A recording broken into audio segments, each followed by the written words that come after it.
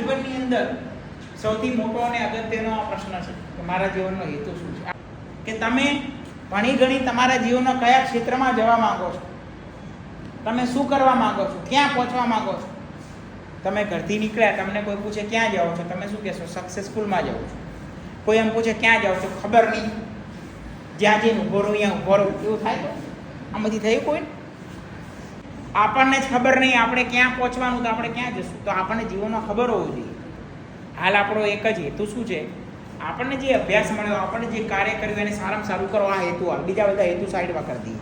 વિદ્યાર્થી જીવનમાં હું આ જ વાત કરીશ. તમે એક જ હેતુ બનાવ્યો કે હું 11 સાયન્સમાં ભણું છું, કોમર્સમાં ભણું છું, 12 સાયન્સ 12 કોમર્સમાં ભણું છું. મારો હાલ હેતુ કયો? સારામાં સારો વિદ્યાર્થી બની સારામાં સારું ભણું, સારામાં સારો સ્કોર કરું, ના આવડે શીખવું, પણ હું મારા વિષયમાં બહુ આગળ જાઉં, મહેનત કરું, સારામાં સારું રિઝલ્ટ લાવી મારી જાતને ખુશ કરું, મારા પરિવારને કરું, મારા ગુરુઓને કરું. તમારો હાલનો હેતુ કયો? આ હેતુ તમે નક્કી કરશો તો તમને સતત પ્રેરણા મળશે. આજે મેં આ લેક્ચર ગોઠવ્યું તો મારો એક હેતુ છે કે મારી સાથે જોડેલા દરેક વિદ્યાર્થી આગળ જાય, જીવનમાં બહુ સફળતા મેળવે. આ મારો હેતુ છે. મારા વિદ્યાર્થીઓની સફળતા એ મારી સફળતા. આપણા જીવનમાં 2 દિવસ મહત્વના. કેટલા? 2. એક તમે જન્મ્યા ત્યારે, અને બીજો ક્યારે? તમને જાણવા મળ્યું કે તમે શા માટે જન્મ્યા. પ્રમુખ સ્વામી મહારાજ 95 વર્ષનું એમનું જીવન વન મેન ઓર્ગેનાઇઝેશન કહેવાય. ભારત દેશની અંદર, હિન્દુ દેશની અંદર આપણા રામચંદ્ર હિન્દુ ધર્મના ભગવાનનું મંદિર બનતા 500 વર્ષ લાગી ગયા. મુસ્લિમ દેશ કે જ્યાં કોઈ હિન્દુ નથી ત્યાં આપણું હિન્દુ ધર્મનું મંદિર બન્યું. એમની પ્રેરણા.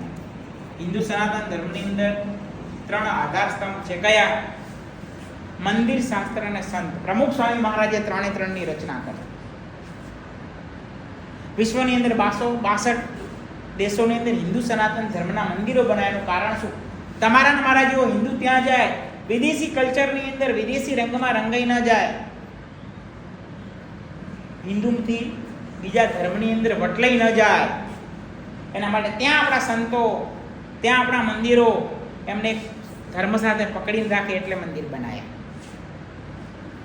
આદિ શંકરાચાર્ય પછી અક્ષર પુરુષોત્તમ દર્શન ભાષ્યની રચના કરી, શાસ્ત્રોની રચના કરાઈ.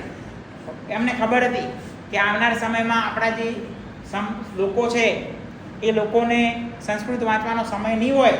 મહંત સ્વામી મહારાજે 212 શ્લોક આખા વિશ્વના બધા જ શાસ્ત્રોનો સાર કાઢીને ગુજરાતીની અંદર ગ્રંથ લખ્યો.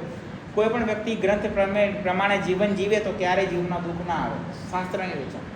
સમાજની અંદર 1200 થી વધારે સંતો તૈયાર કર્યા. જ્ઞાન વત્સલ સ્વામી, વિડીયો સાંભળતા હશો. આવા સંતો સમાજમાં જાય છે, લોકોને વ્યસન, દૂષણ, આ બધા જીવનમાંથી બહાર નીકાળીને સારું કેવું જીવન જીવવું પ્રેરણા આપે છે. આવા પ્રમુખ સ્વામી મહારાજે કાર્ય કર્યું કે પ્રમુખ સ્વામી મહારાજ સફળતાનું સૂત્ર આપે છે. પુરુષાર્થ પ્લસ પ્રાર્થના ઇક્વલ ટુ સફળતા. તમે પુરુષાર્થ કરો, વહેલા ઉઠો એટલે ભગવાનને પ્રાર્થના કરો, ભગવાન હું મારું કામ તન મન ધનથી કરીશ, તું મને સફળતા અપાવ. રાત્રે સૂતા પહેલા પ્રાર્થના કરો, ભગવાન આજનો મારો દિવસ સારો ગયો, મેં તન મન ધનથી કાર્ય કર્યું, આગામી તું મારું દર્શન કરજે, મને સફળતા આપજે. આપણે પુરુષાર્થ પ્લસ પ્રાર્થના હોય તો સફળતાનું સૂત્ર પ્રમુખ સાહેબ મહારાજે આપ્યું તો સફળતા મળે.